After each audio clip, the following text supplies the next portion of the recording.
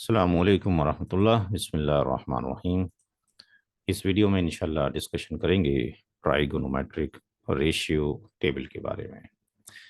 और एंगल 45 की वैल्यू क्या होगी, sin cos tan cosec second cot के लिए, उसका डिस्कशन इस वीडियो में किया जाएगा।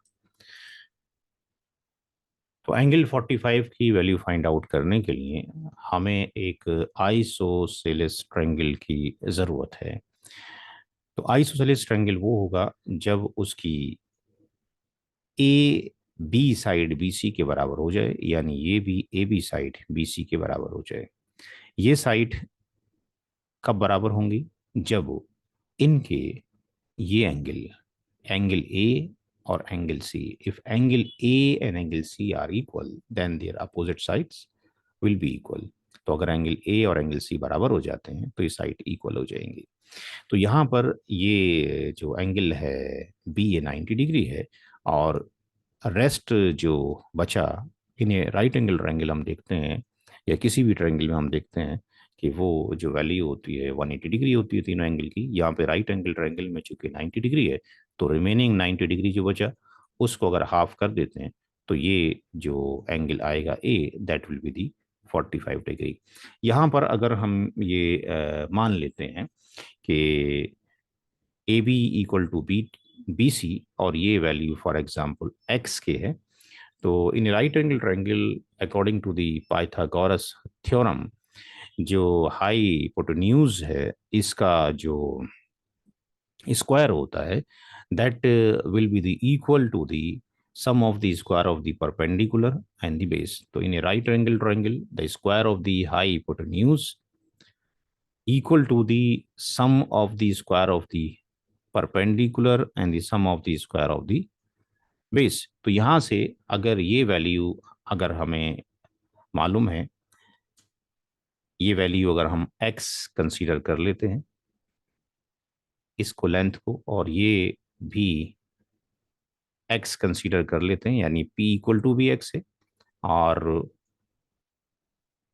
बी इक्वल टू यानी बेस को भी हम x मान लेते हैं, दोनों साइड इक्वल है।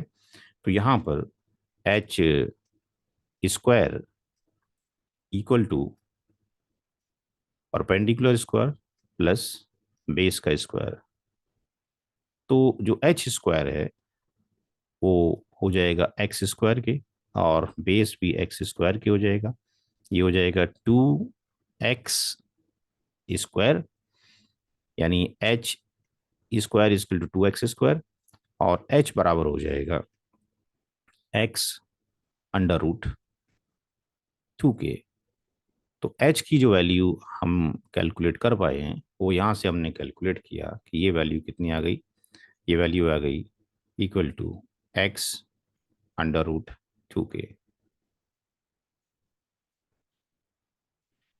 तो अब यहाँ से जो सारी आइडेंटिटी हैं, सारे जो हम रेशियोज हैं निकाल सकते हैं साइन के लिए। तो सबसे पहले हम साइन 45 के लिए वैल्यू कैलकुलेट करेंगे। साइन 45 की अगर हम वैल्यू कैलकुलेट करना चाहते हैं तो हम ये देखते हैं कि साइन 45 जो डिग्री बराबर होगा, तो साइन जो बराबर होता है हम जानते हैं कि साइन बराबर होता है परपेंडिकुलर ऑब्लिक हाई हिपोटेन्यूज। तो परपेंडिकुलर ऑब्लिक जो हाई हिपोटेन्यूज है, परपेंडिकुलर की वैल्यू कितनी है, that is x, this one, और हाइपोटेन्यूज की वैल्यू है एक्स अंडर रूट टू। तो एक्स अंडर रूट टू, तो यहाँ से ये एक्स से एक्स कैंसिल हो जाएगा, ये आ जाएगा 1/√2। तो यहाँ से जो इसकी वैल्यू निकल कर आती है साइन 45 की, वो आती है 1/√2। साइन का जो रेसिप्रोकल है वो क्या होता है, कॉसेक होता है। तो यहाँ पे COSEC कॉसेक 45 डिग्री बराबर हो जाएगा 1/साइन 45 डिग्री।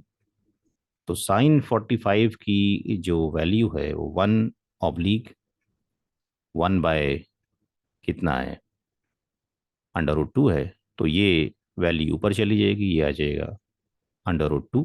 इसका मतलब कॉसेक जो 45 हो जाएगा वो अंडर रूट 2 हो जाएगा। इसी तरीके से हम बाकी वैल्यूज़ भी निकालेंगे। तो यहाँ से अगर हम वैल्यू फाइंड आउट करना चाहते हैं बाकी आ, जो रेशियो हैं कॉस 45 के लिए, तो कॉस 45 की क्या वैल्यू होगी, तो यहाँ पर हम इसको हटा देते हैं, कॉस 45 की वैल्यू निकालते हैं। ये हम फाइंड आउट कर चुके हैं, इसको भी यहाँ से हटा दीजिए।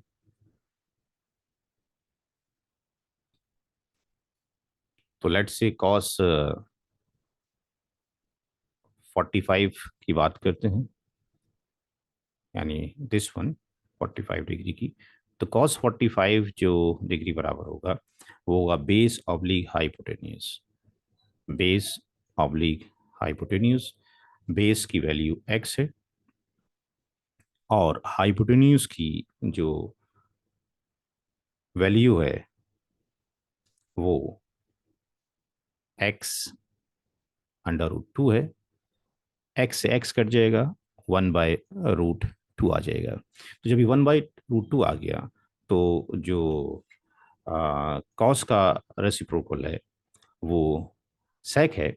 तो सेक 45 की अगर हम वैल्यू निकालना चाहते हैं तो सेक 45 की जो हम वैल्यू निकालेंगे वो 1/cos 45 डिग्री और 1/cos 45 होगा 1/√2 और ये हो जाएगा √2।